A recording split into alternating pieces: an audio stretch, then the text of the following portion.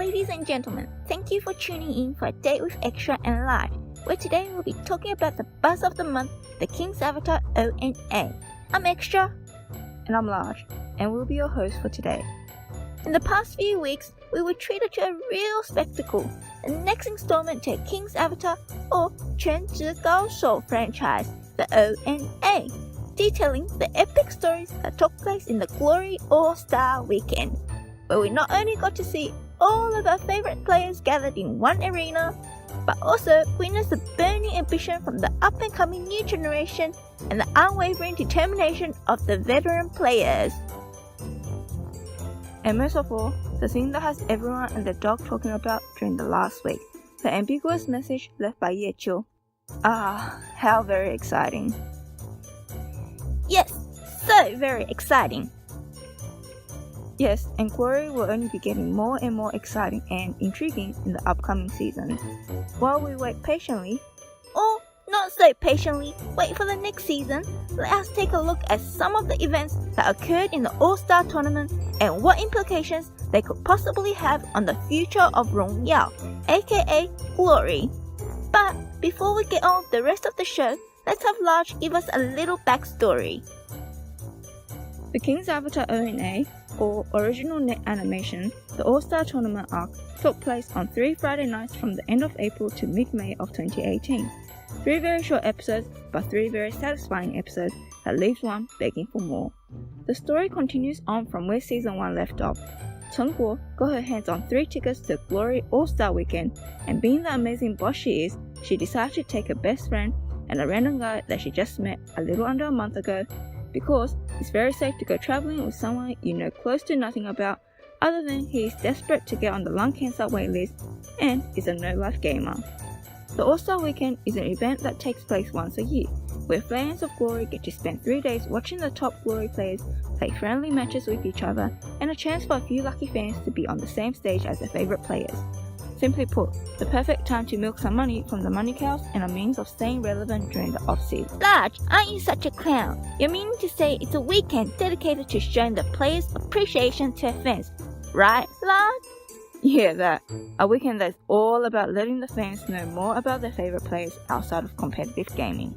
So, Large, what was the most memorable moment of the All-Star Weekend for you? All of the matches in the New Star Challenges were quite good, but the standout has got to be the Jie vs Wang Jiexi match. So, that was your favourite one, huh? I would say so otherwise. But yeah, it was a great passing of the torch match, wasn't it?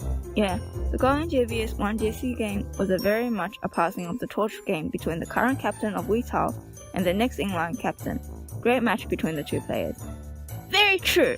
Plus, it's great to see that Weitao will be left in such capable hands when Wang Jiexi decides to step down as captain. Also, wasn't it quite touching to see just how much Wang Jiexi is willing to do to boost the confidence of the younger generation?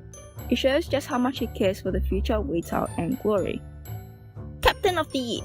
Now Large, what were your thoughts on the much less loving showdown between Tang Hao and Lin Jingyan? There's not much one can do against the monster known as aging. So sad, but so true.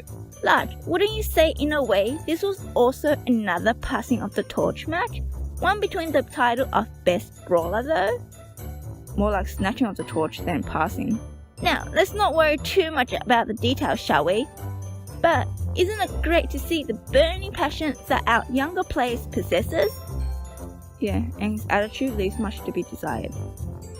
True that, he doesn't come across as the most respectable and humble player, does he? Well, he's young, he's talented, he's got the world in his hand, he's got the right to be arrogant. True that, but not very easy to like. He doesn't need to be. As long as he's got the skills to bring in the wins, the fans aren't going to care how bad his attitude is. He needs a Han Wenqing to knock him back into place. Well, the only player that could knock him down a notch or two, he just defeated him, and all but snatched the title of Best Brawler out of his hands. At least it's reassuring to know that the younger players are so promising. And they will lead Glory to new heights. Yes, how very exciting. I cannot wait to see what they have in store for us. Anyways, talking of promising young players, what are your thoughts on the Sun Xiang vs Han Wenqing match? Han Wenqing is still as fierce as ever. Seems like there's still only one battle mage user that can stand up to him. It's still too soon for Sun Xiang to be placed on the same level as Ye Shen. And it sure was satisfying seeing Han Dui teaching the young and arrogant players that it's still too soon for them to take the helms of glory. It was an extremely close game. Sun Xiang didn't make it easy for Han Wenqing. Plus, he is still young. There's still plenty for him to improve on, both in and out of glory. So you're saying he's on par with Ye Shen? Furthermore, Sun Xiang losing to Han Wenqing in a lot of ways is a good thing. It shows him that there are still things that he needs to work on, and when he does, he'll be a real force to be reckoned with. What? You're just going to ignore me? You shallow and superficial Sun Xiang lover. Sun Xiang is an extremely promising player that has much to offer to glory. You shouldn't let your feelings for one player affect your perception of another. You don't need to like a player, but you have to acknowledge their skill. You have to. Talking of promising players, what are your thoughts on the beautiful Tan Rou? With how well she performed, it's hard to believe that she's a complete beginner. True.